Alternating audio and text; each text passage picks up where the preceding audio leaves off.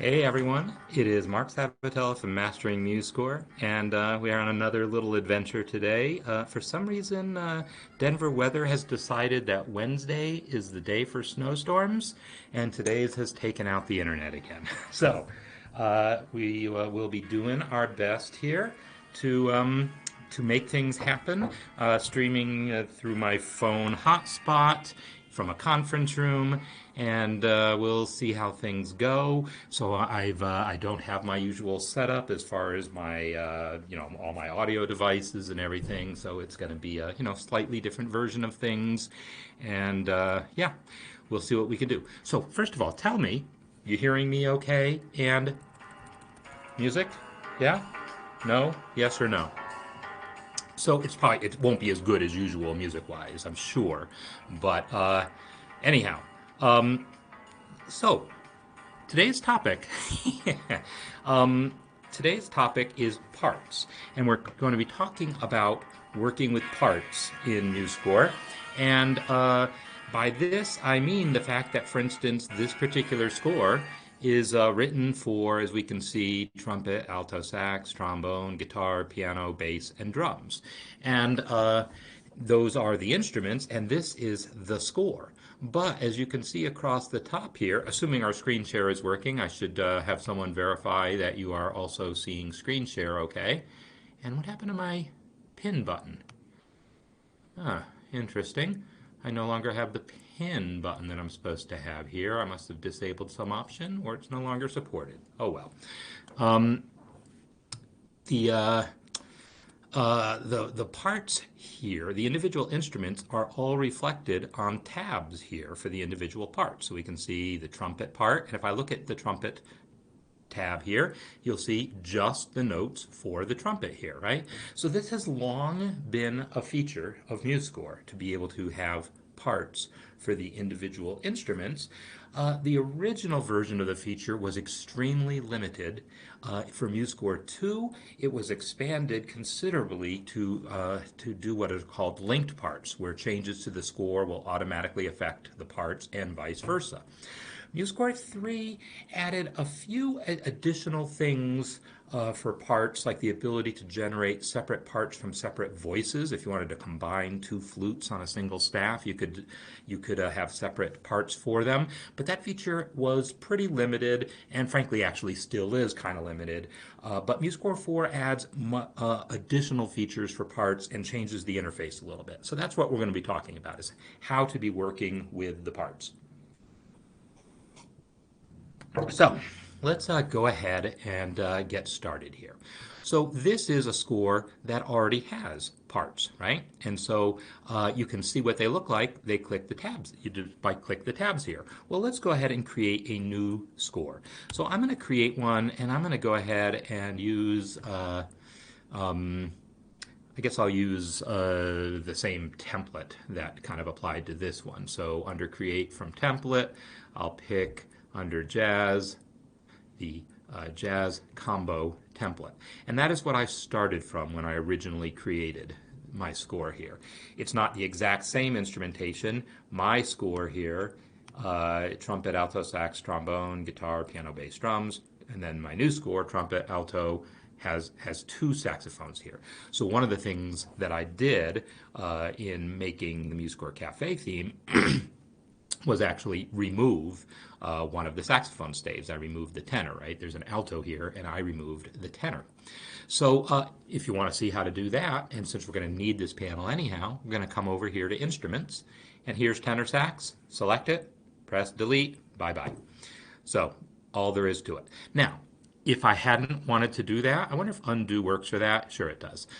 If I was not really sure I wanted to get rid of it entirely, but I knew I didn't want it at least for now, I could simply hide it, and that would remove it from the score view while still having it present in the score. And that is an important distinction, an important thing to keep in mind when we start dealing with the parts, because you're going to see this is exactly the same mechanism we're going to use to control what is actually in all of the parts. All right, so I'm going to have to just keep flipping over to the chat window here. Actually, let me get my can I get this viewed on my phone? If I can get this viewing on my phone, then I can at least be monitoring the chat that way. That would be useful, huh? So let's see. MuseScore Cafe, going, link. Here we go.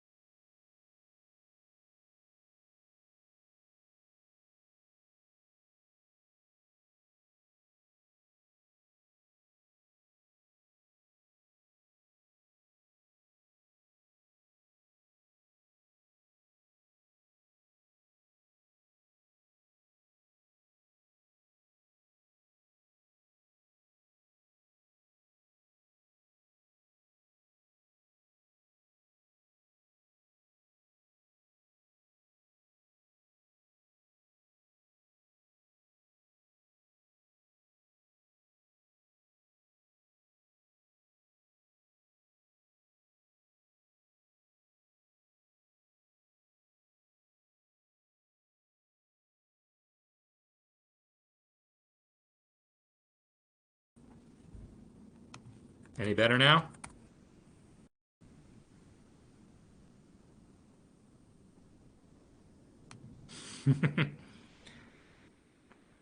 So, apparently I'm turning my phone on, stole the connection from here. So, lesson learned, don't do that. All right, not going to do that next time. All right, let's go back to my screen share. Back to my screen share. Entire screen.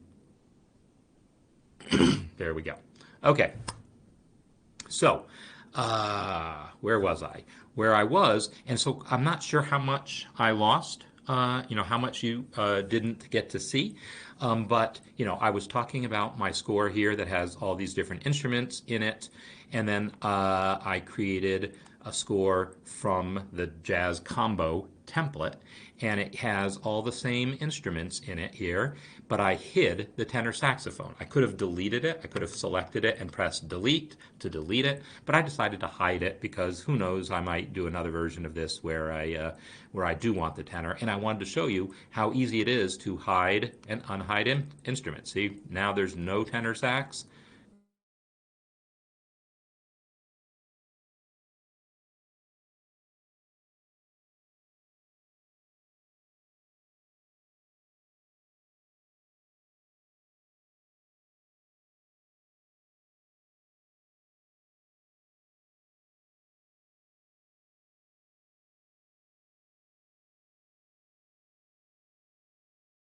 In my score listed, including the tenor sax, which I've hidden. So the point is that when you hide an instrument,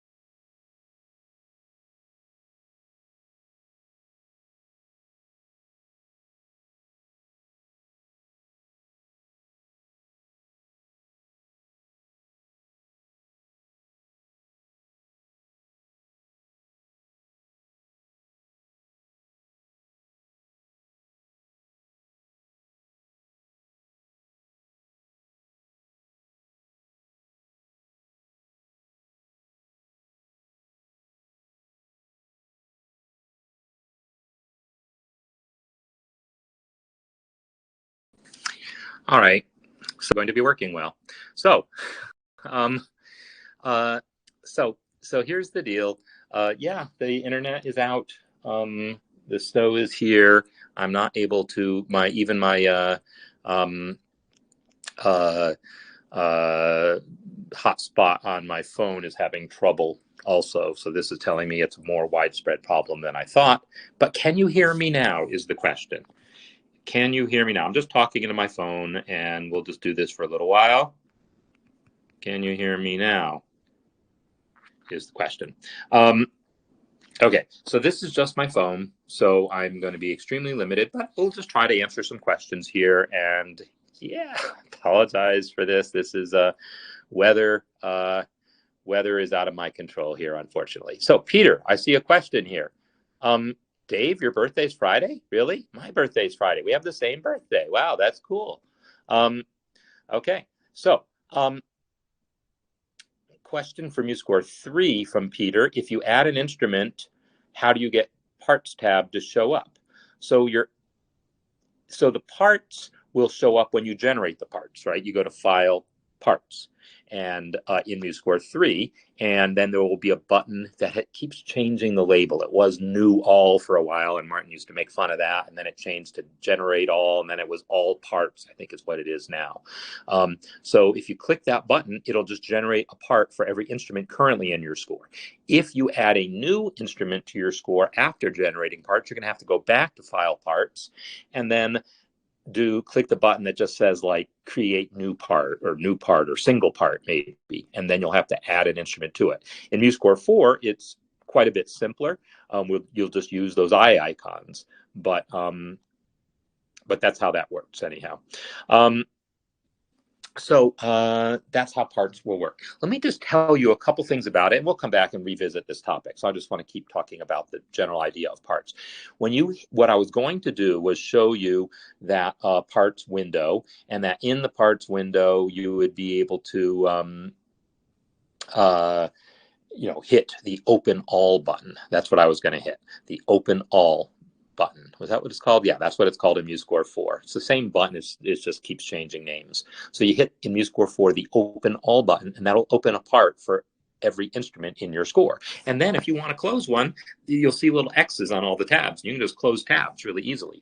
Or if you add a new instrument, go back to the parts dialog, and you'll see that instrument listed, and then just click it, and then click the button that says Open Selected, and it will now open a tab for that instrument.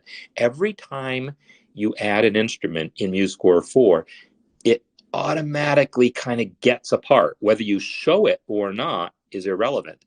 Every instrument in MuseScore 4 has a part associated with it. And then you can either show that part or not show that part. You can also easily add parts to your add instruments to a part. If you're viewing a part in that instruments where I showed you that eye icon, you can just open and close instruments. So if you're viewing the piano part and you're thinking, gee, I'd really like to see the trumpet also while I'm viewing the piano part, just click the eye icon to show the trumpet part while you're viewing the piano part, and it will gladly add the trumpet to that part. You can also create a new part. There's a button for that, and when you do that, you can add whatever instruments you want. So you can have all your woodwinds, say, have a part, all your brass have a part. So anyhow, those are things you can do, and that's all the kind of stuff I was going to demonstrate, as well as that business about voices, how to do multiple voices, like flute 1 and flute 2 on a single staff, how to make separate parts for them. So those are the things I would have showed you, and we'll just revisit this topic in a couple of weeks, and hopefully there won't be snowstorms. So meanwhile, I see some nice discussion here, ukuleles, and I've got ukulele, and I need to dust it off and remember what I want to do with it, and try to figure some things out. But thanks for the birthday wishes, and feel free to ask a couple more questions. If there's any questions you think I would be able to answer just talking into my phone like this without actually being able to do screen share and all that business, because clearly it's just not going to work today. Ask away. Ask if you've got any questions, and Meanwhile, I want to tell you something that I just thought of this morning that I'm kind of excited about, okay? And maybe some of you might be able to help with this. Um, so the thought I had is this. In MuseScore 4, you no longer have the ability to select a specific sound within a sound font, right? If you have, say, a guitar, well, no, guitar is actually not a good example because you can do it with guitar to some extent. Well, I'll pick it anyhow. Let's say you've added a guitar to your score, and then you want to change the sound for that guitar to not be the standard guitar sound, say the acoustic guitar sound, but you want to change it to the electric guitar sound. Now, you can do that. You can just change the instrument to electric guitar, and that will do it. Um, oh, yeah, and I'm going to come back to what I was just saying, but Dave, I definitely want to address that question. Yes, I have done the basic session for parts in the course. However, there's a lesson that I've held off on that's going to go deeper into parts. And the reason I've held off on it is they're still working on an update. This 4.0.2 update is going to be coming soon. I mean, I still don't know if it's like tomorrow or next week or what, but it's coming relatively soon. It won't be tomorrow. At least probably not. The 4.0.2 update is going to add a couple new capabilities regarding parts, mostly regarding the creation and deletion and resetting of parts. It's going to add a couple new capabilities there. And so I want to hold off on the lesson where I go deeper into parts until they're done tweaking that. So that's going to be the case. And Colleen, I'm going to come back to your question. Nah, what the heck? I'm just going to answer it right now.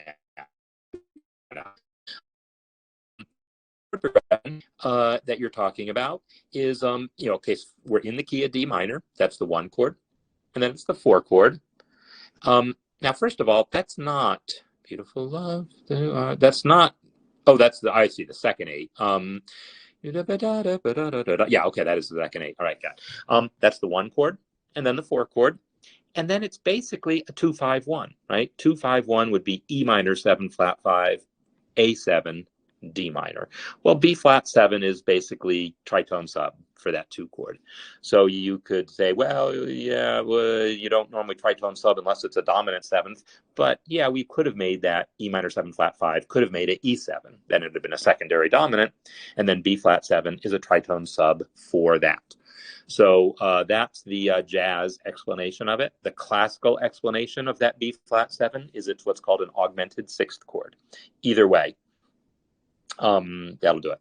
So yeah, in MuseScore 4, in the course, there is a lesson on parts in the, it's in, I think, the basics chapter section, or it's later on in the instruments and staves section. I don't remember where it is offhand, but it is there, and there is going to be another lesson soon.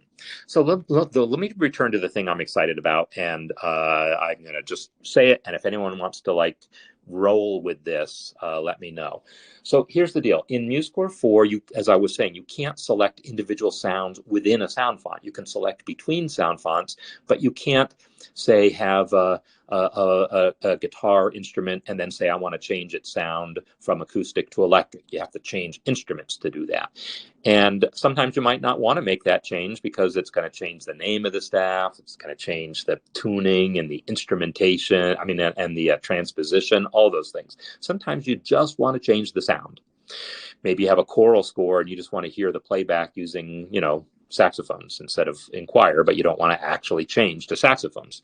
So that's not currently possible in MuseScore 4. And to me, this is the single dumbest limitation. Right? There's no good reason why that had to be removed. It would have been, I think, pretty simple to add that back. It just didn't happen. And whatever.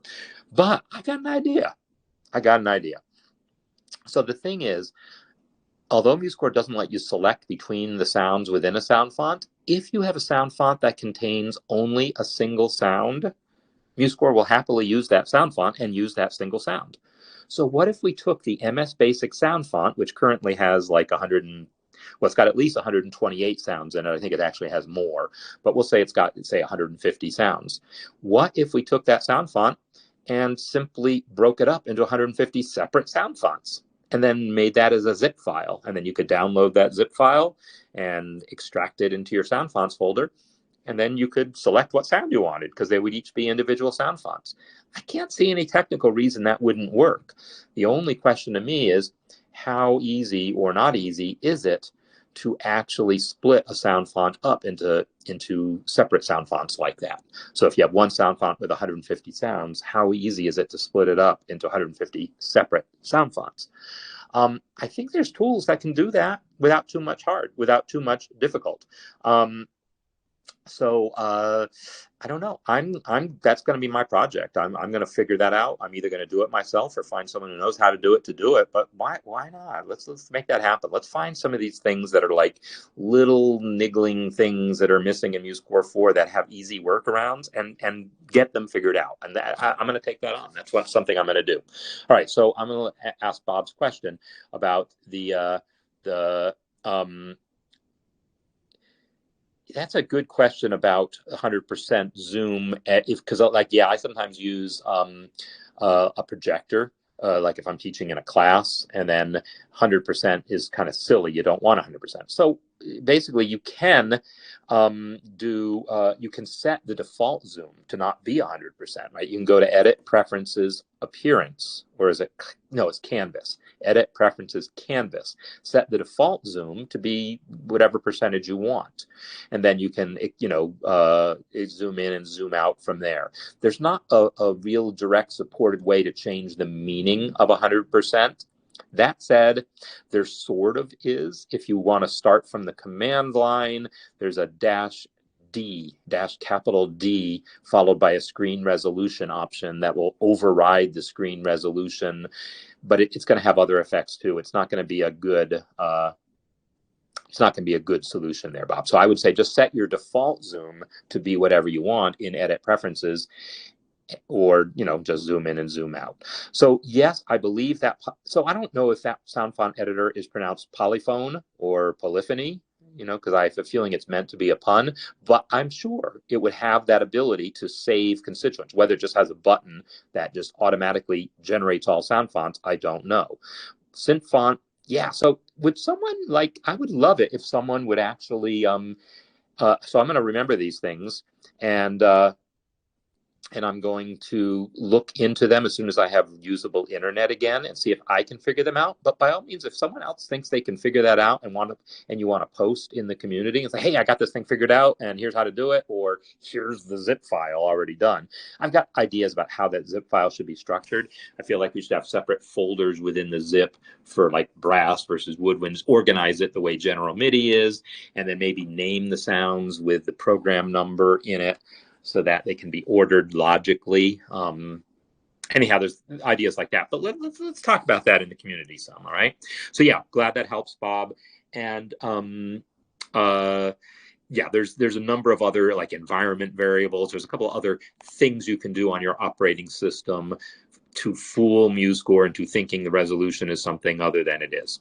So in any case, Colleen, you're leaving because I know you got your other thing, and I think I'll be taken off because this is just silly, and I got to figure out what's going on with the internet and go home if it's not going to work.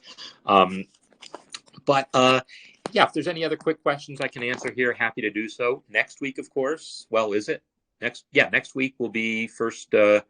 What is today? Today's the 23rd. No, 22nd. Next week would be March 1st. Is that true? Next week is March 1st. So next week will be the first week of the month. So next week should be the Ask Me Anything session, unless it's a leap year and I'm messing up. I do think there'll be a session tomorrow because I'm sure the internet won't be out for an entire day. Comcast will get their act together and figure it out, or my building will figure it out, or I will go somewhere else because I'll know to check earlier than I did today. One way or another, I think there'll be a session tomorrow. And if not, then I will apologize in advance for that. But I will make sure that I do what I need to make it happen tomorrow. So thanks everyone for bearing with me through yet another adventure in technical issues. This time I can at least pretty well blame on weather, and I will see you all next time. And Can I at least play you some music? I can play you I can play the MuseScore Cafe theme while I do this, and you'll might hear it, right? Because my phone's picking that up, I assume, and I can talk over this. Maybe it's garbled, but well, thanks everyone for being here for this odd, unusual session of the MuseScore Cafe, and I'm looking forward to the weather getting better, and because I'm getting tired of it being cold. So see you all later next time, and have a great day, great week.